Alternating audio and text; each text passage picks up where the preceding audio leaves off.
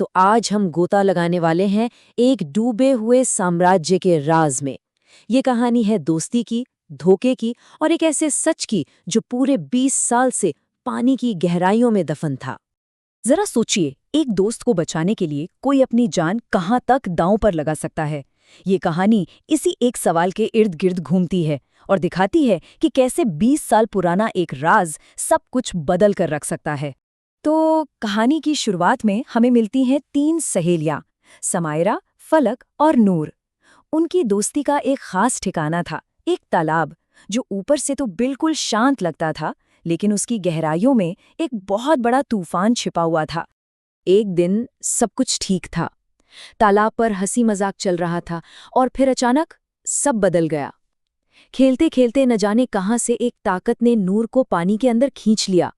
समायरा और फलक की चीखें तो निकली, पर नूर गायब हो चुकी थी।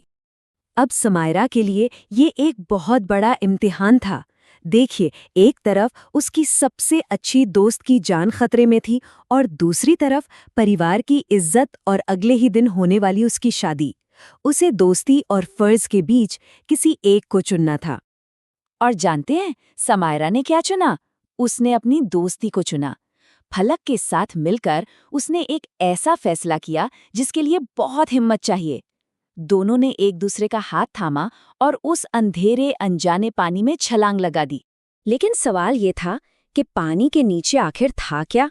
इस एक छलांग ने उन्हें हमारी दुनिया से खींचकर एक ऐसी रहस्यमयी जगह पर पहुंचा दिया जिसकी उन्होंने कभी कल्पना तक नहीं की थी।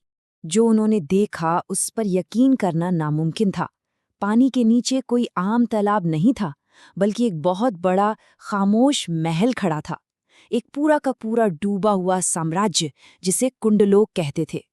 और इस अजीब दुनिया में उनका स्वागत अंधेरे और खौफ से हुआ। रहबर नाम के एक नकाबपोश आदमी ने उन्हें पकड़ा और एक ऐसे कमरे में बंद कर दिया जहां अंधेरे के सिवा और कुछ नहीं था। वो दुनिया से कट चुकी थीं। उस अंधेरे में कितना वक्त गुजरा उन्हें पता ही नहीं चला।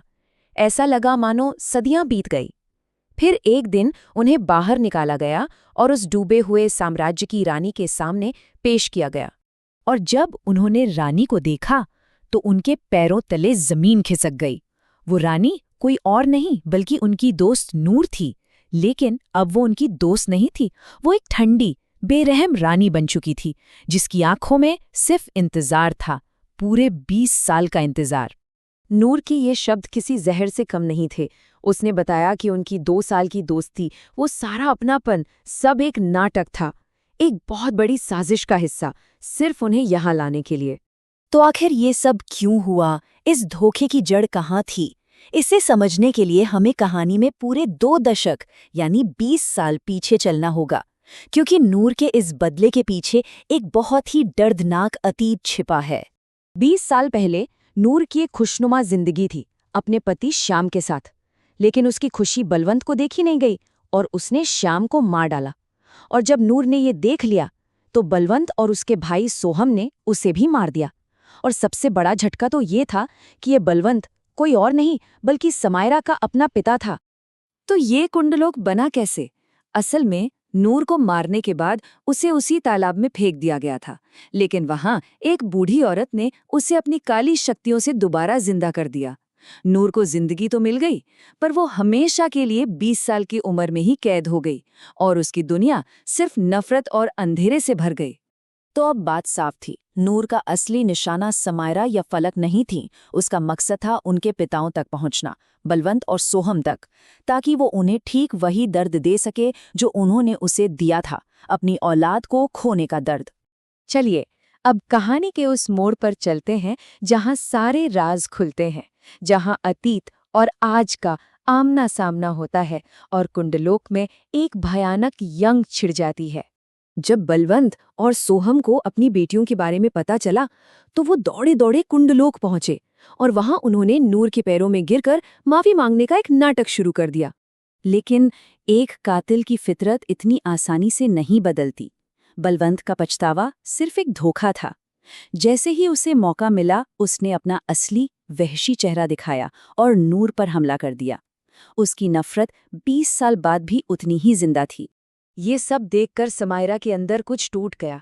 अपने पिता के इस घिनौने रूप को देखकर उसने एक ऐसा कदम उठाया जिसकी किसी ने कल्पना भी नहीं की होगी। उसने नूर को बचाने के लिए तलवार उठाई और अपने ही पिता पर वार कर दिया। ये एक बेटी का इंसाफ था।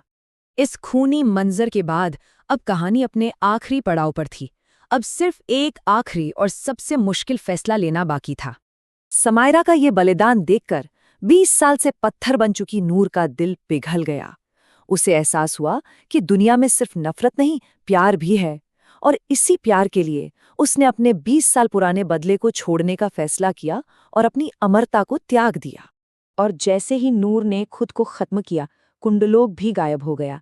समायरा और फलक वापस आ गईं, लेकिन उनकी दुनिया अब पहले जैसी नहीं थी। वो अपने पीछे एक दोस्त, एक पिता और एक बहुत ही दर्दनाक सच की यादें छोड़ आई थी। ये कहानी हमें एक बहुत गहरे सवाल के साथ छोड़ जाती है। इंसाफ तो हो गया, लेकिन क्या उस इंसाफ से जो जख्म मिले हैं वो कभी पूरी तरह से भर पाएंगे?